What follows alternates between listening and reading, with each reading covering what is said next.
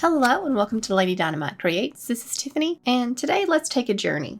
Picture this. It's 2019 and I've just discovered Delightful in the doll customization world and I'm enraptured and I must try this for myself. But it's a train wreck. Sealant issues, poor quality supplies, and picking a doll that I now know is hard for me to use resulted in this unspeakable creation. However, I persevered because it was fun. 1 year later, I find myself creating my very first mermaid, once again using a Lagoona blue. So for this mermaid, it seems fitting to celebrate my 4-year anniversary of making dolls by remastering my first mermaid concept, only with 4 more years experience. Okay, enough with the chit chat, let's get started.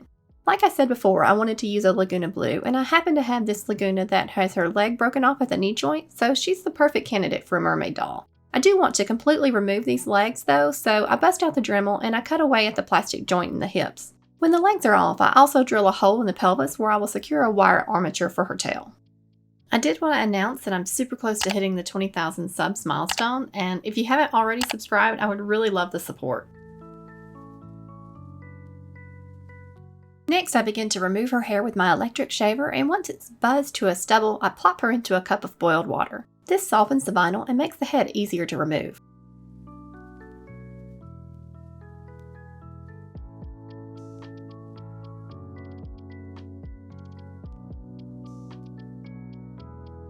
Once the head is off, I use a flathead screwdriver to scrape down the plugs and the glue from the inside of the head.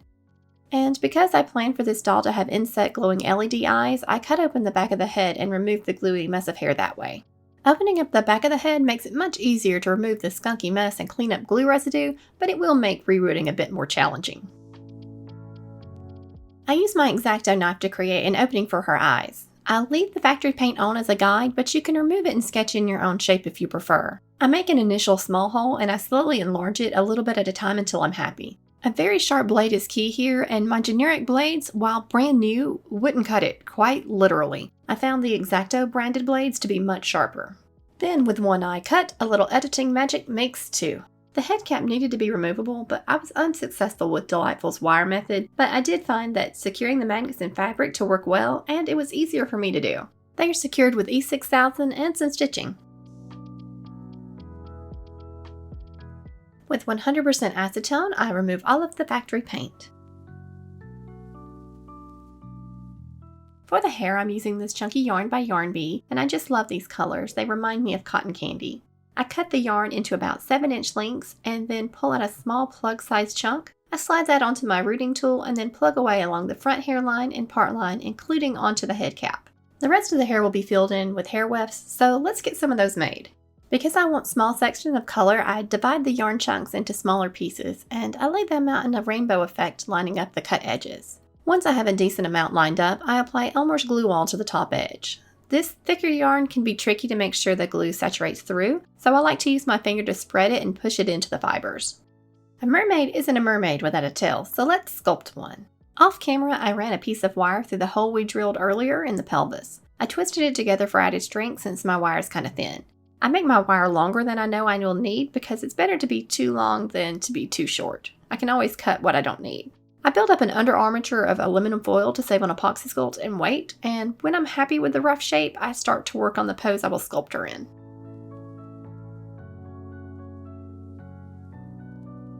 I mix up some epoxy sculpt and I start building out her base layers. My first layer is only about 1/4 of an inch thick, and it's mainly to establish the shape and to stabilize it. I make sure to completely cover the aluminum foil structure with this first passive clay. I will go over this layer with 1 to 2 more layers to refine and bulk out areas. A big thank you to my friends over on Patreon. They help make these videos possible. Angel Book Walter, B. Burnett, Deborah Sweeney, Star FML, Stephanie L., Delicious, Amber S., Art for Tori, Arkwood Burb, Bex Mini Studio, Crafting Viking, Camille, Dancing Johari, Kitsy, K. Whippel, and the Oak Magpie. If you're interested in supporting the channel, consider signing up. While the epoxy cures, I get started on the fins. I have a design sketched out and I cut pieces of wire to length and I shape them.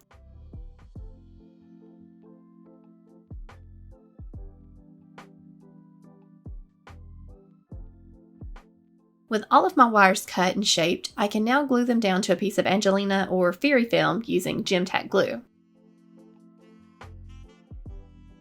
I very carefully apply another layer of glue to the tops of the wires, and I lay the other sheet of Angelina film down and I leave it to dry. If the glue isn't completely dry, it will cloud up your film when it's heated, so be patient.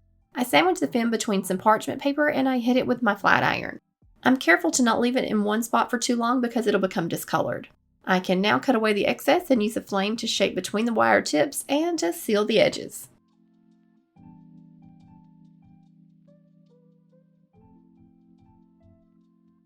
The epoxy is now cured, so I can drill some holes for the fins. For the caudal fin, I found that the holes weren't looking right, so I cut a slit instead since there are multiple fins that are layered there. I glue them in place with a bit of hot glue, and then I can get to work on sculpting the transitions for where the fins and the tail meet. I'm very careful and I avoid getting clay on the fins, but if I do happen to smudge it, I quickly clean it off.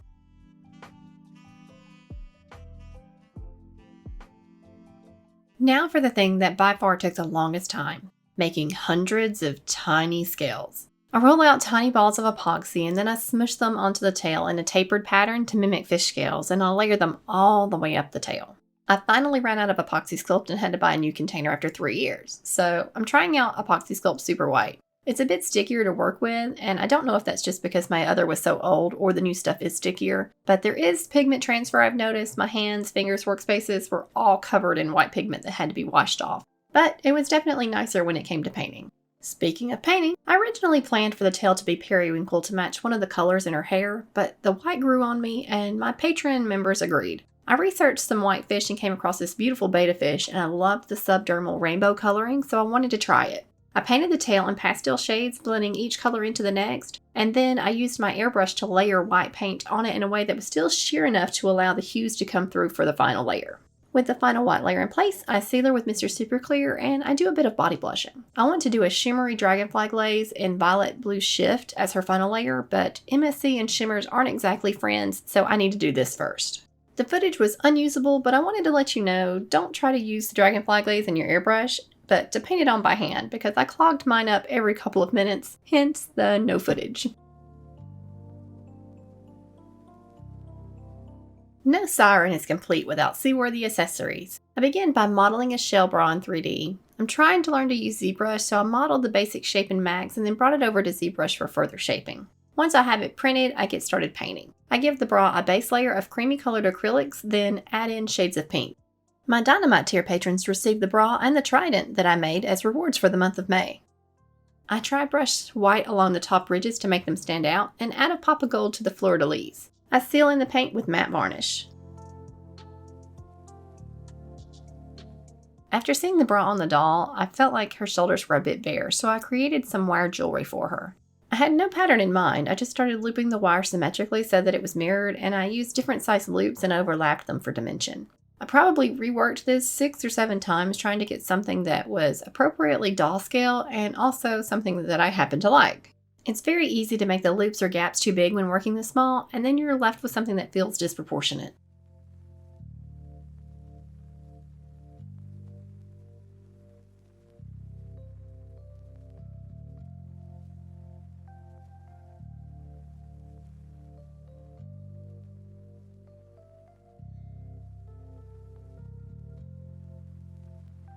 I worked primarily with the piece flat, but I shaped it to the contours of her body when I was finished. I didn't originally plan to have a stand, but here we are. Due to my time limit, I wound up kit bashing some rocks together that were made for tabletop gaming and adjusting them to work with my sculpted tail. I printed it on my resin printer and got it cleaned up. The print was pretty heavy and the raft layers started separating during the printing and caused some support failure, but luckily everything was still okay. Due to the size, I printed it hollow and added draining and venting holes before printing, but those now need to be closed up. However, we will keep one of those open for a wire post. I dolloped some UV resin on top of the holes and quickly set it with my UV flashlight. I do put this under my UV light for a better set after that though. With the holes closed, I need to sand the area and get the rock cleaned up. I have marked on the bottom of my mermaid tail where she needs to be secured to the stand, and I drill a hole in her booty. I add the corresponding wire to the hole we left open on the stand. Like I said earlier, I never intended to have a stand. I sculpted her initially with the idea to have a regular stand around her waist. However, my sculpting got away from me and I kept making her butt bigger and bigger and bigger. And then before I knew it, the butt was too far back to allow a stand to grip her waist. What can I say? I can't help it. I like my mermaids thick. For the painting, I'm using a technique you see a lot for painting tabletop gaming miniatures. I start with a medium gray, add a black wash, and I follow that by dry brushing lighter grays on top. To add color variation, I splotch watered down red, blue, and greens all over it and blot away the excess with a damp towel. I pull it all together with one final dry brushing over the high points. I seal the paint in matte varnish, and then I add grass, moss, shells, rocks, just to give it a bit of interest. Now our mermaid has a nice place to rest her thick booty.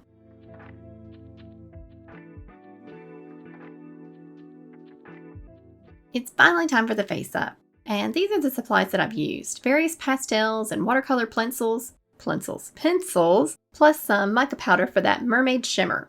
I have prepped her with 3 coats of Mr. Super Clear UV Cut Flat, and I wait at least 30 minutes between each coat. After the final coat has had time to cure, I get started on the repaint. I begin filling in the cut area of the eye so that it acts like a natural waterline for me. I use pale pink along the bottom and deeper red towards the inside of the eye. I then sketch in her top eyeliner line. I want this to taper and flare out at the end. And because there are no actual eyes to draw, I switch over to working with pastels pretty quickly. I lay down a dusting of colorless blender and start contouring the face.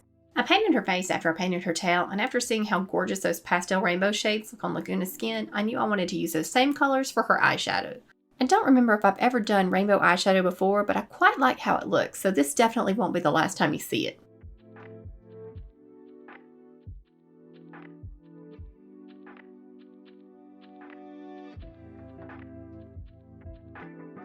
I took a big chance here for some reason, and I added in her eyebrows before sealing. Don't ask me why. I think the fact that there were no eyes to draw threw me for a loop, and I felt a little out of sorts. Luckily, it turned out fine.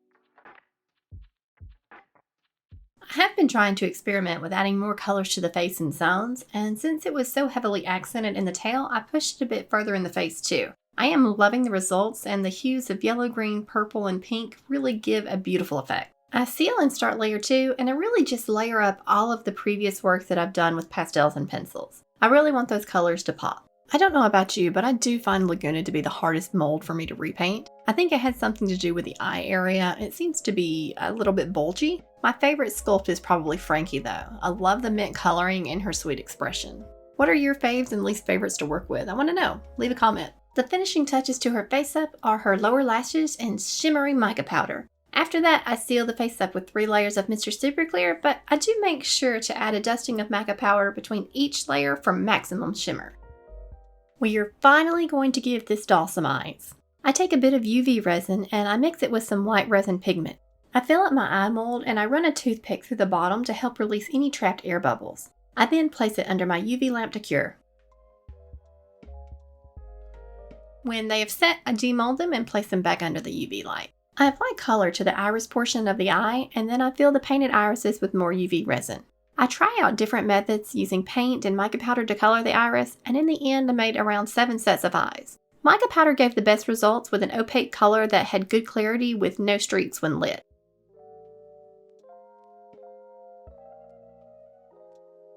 For the lights, I use these white LED chips and a battery pack with switch. I bundle together all of the red wires, and then I seal them with some heat shrink tubing. I then repeat these same steps with all of the black wires too. I make sure to check that everything still works after each step. This isn't meant to be an LED tutorial. My knowledge gets me by, but there are so many more knowledgeable people out there, so if you're really looking to add lights to your dolls, I suggest looking into it. I started using LEDs in cosplay back in 2018, and I'm still not confident when adding and calculating for resistors, and prefer to just buy them with them already on there when I can.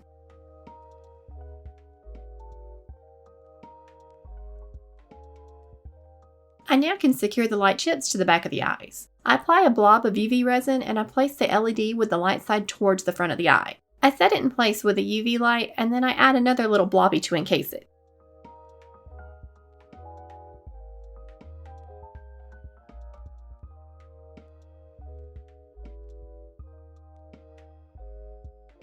These turned out so pretty, and I like how you can still see the color when they're lit. Then, with a bit of moonlight jewel magic, we pop those eyes back in. In reality, this took forever.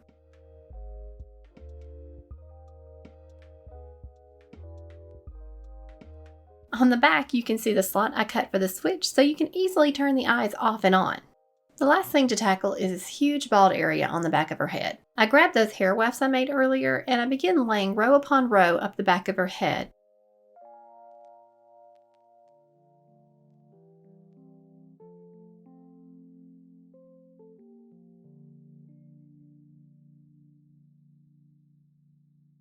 I take care to pay attention to the breaks in the head cap so that I don't accidentally glue it back together.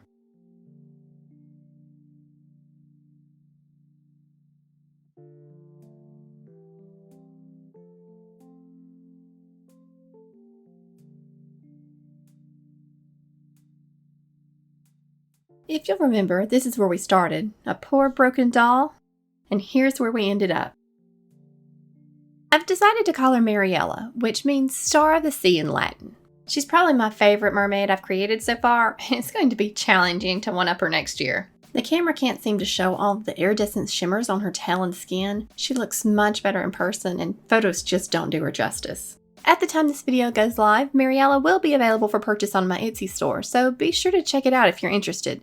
I wanted to say thank you so much for watching, and if you enjoyed this video, please consider giving it a like and subscribe to the channel. I'm super close to hitting 20,000 subs, and I would love your help in hitting that milestone. Thanks for watching, and remember, always be creating!